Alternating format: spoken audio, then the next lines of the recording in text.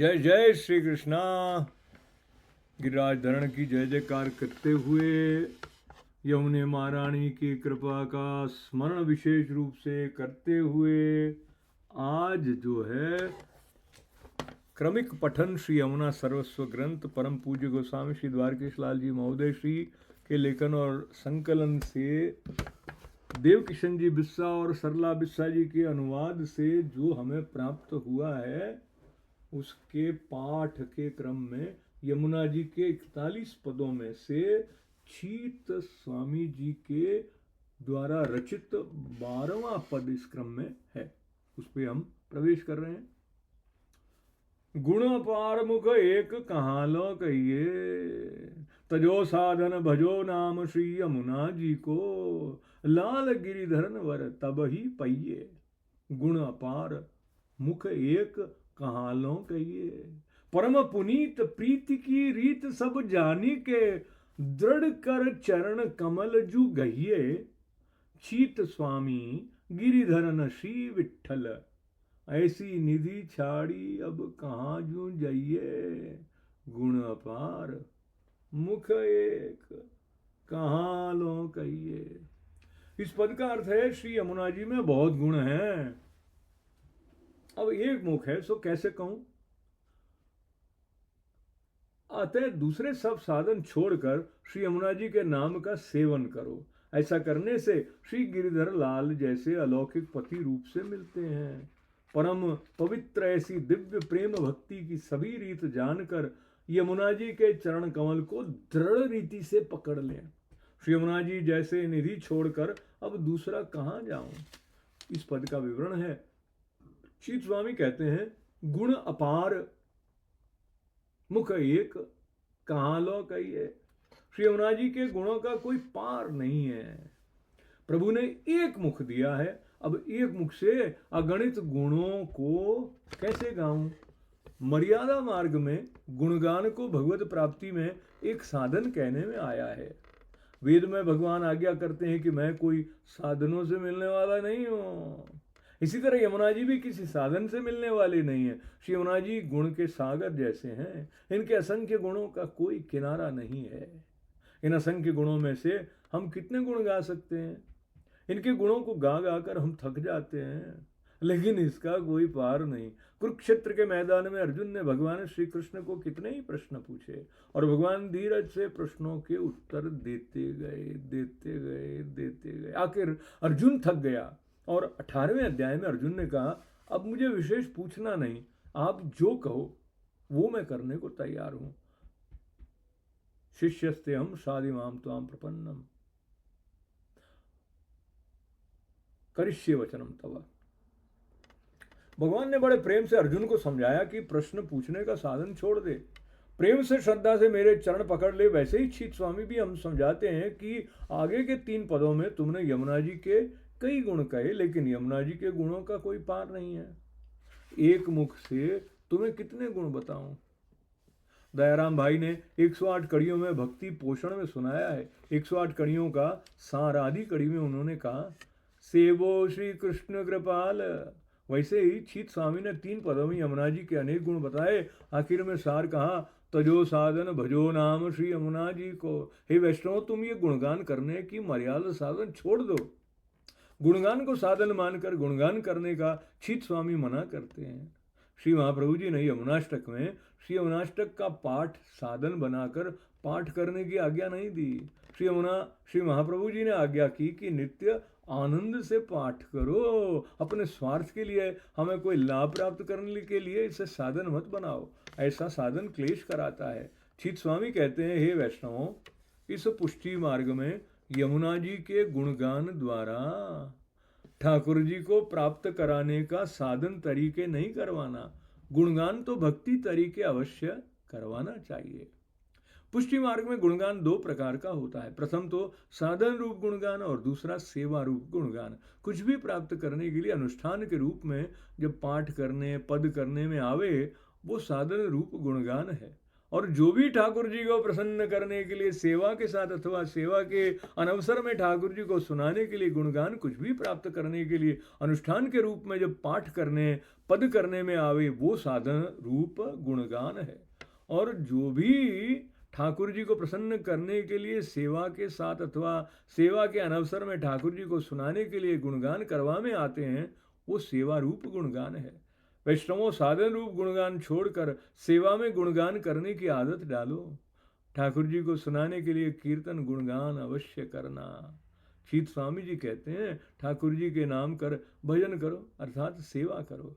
ऐसे ठाकुर जी की स्वरूप सेवा होती है। ठाकुर जी की नाम सेवा कैसे होती है? ठाकुर जी की लीलाओं का गुणगान करना, ठाकुर जी की प्रसन्नता के लिए ठाकुर जी के सन्मुख में कीर्तन करना, अनवसर के समय में वियोग की स्थिति में कीर्तन गाना, ये नाम सेवा है। इसमें ठाकुर जी के साथ मन की तन्मयता रहती है। साधन में कभी भी तन्मयता नहीं होती, सेवा में तन्मयता होती है। श्री हरिराय जी ने एक पद में बहुत सुंदर बात कही है कि हे जीव, तू किस लिए साधन कर देह दमन करता है? जो ये साधना कर देह दमन करता है वो मूर्ख कहलाता है।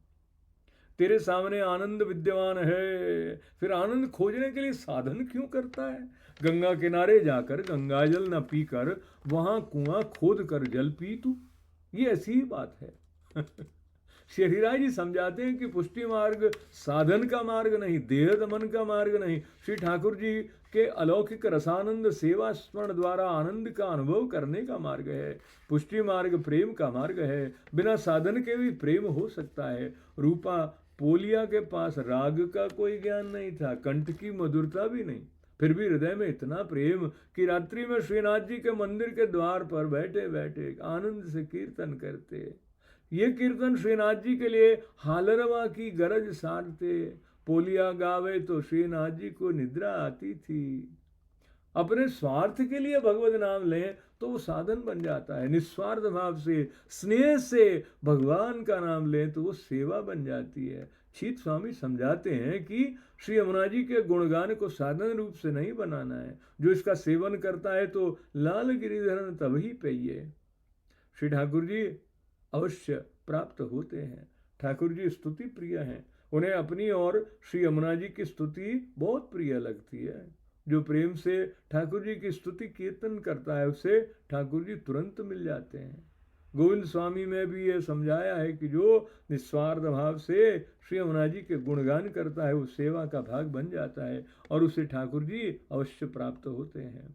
गुण पार मुख एक कालों कहिए, तजो साधन भजो नाम श्री यमुना जी को, लाल गिरिधरन वर तभी पाइये। दूसरी कड़ी में शीत स्वामी कहते हैं, परम पुनीत प्रीति की रीति सब जानी के, दृढ़ कर चरण कमल जू गइये।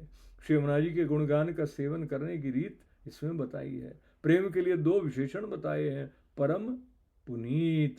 प्रेम पवित्र होता है, इसके जितना पवित्र जगत में दूसरा कुछ नहीं। प्रेम को परम पवित्र कहा है, कारण कि प्रेम अर्थात ठाकुर जी। ठाकुर जी साक्षात प्रेम का स्वरूप हैं। ठाकुर जी तो संपूर्ण निर्दोष हैं। जगत में ऐसा परम पवित्र प्रेम दूसरा कहीं देखने में नहीं आता है। जगत में जिसे हम प्रेम के नाम से जानते हैं वो मोह है। मोह क्लेश कराता है। मोह से कभी भी कोई सच्चा सुख नहीं मिलता। प्रेम निष्काम होता है, प्रेम निस्वार्थ होता है, शाश्वत सनातन होता है, सदा सुखद होता है, आनंद प्रद होता है। एक बार प्रेम हो जाता है तो उसका अंत नहीं होता है। ऐसा प्रेम स्वरूप ठाकुर जी के बिना कोई नहीं। श्री महाप्रभु जी ने साचा प्रेम का स्वरूप समझाया है। अपने ठाकुर जी सच्चे प्रेम का स्वरूप हैं। ठाकुर जी से सच्चा प्रेम प्राप्त कर सकते हैं। प्रेम कोई साधनों से प्राप्त नहीं होता। प्रेम को प्राप्त करने के लिए ठाकुर जी में प्रेम होना चाहिए।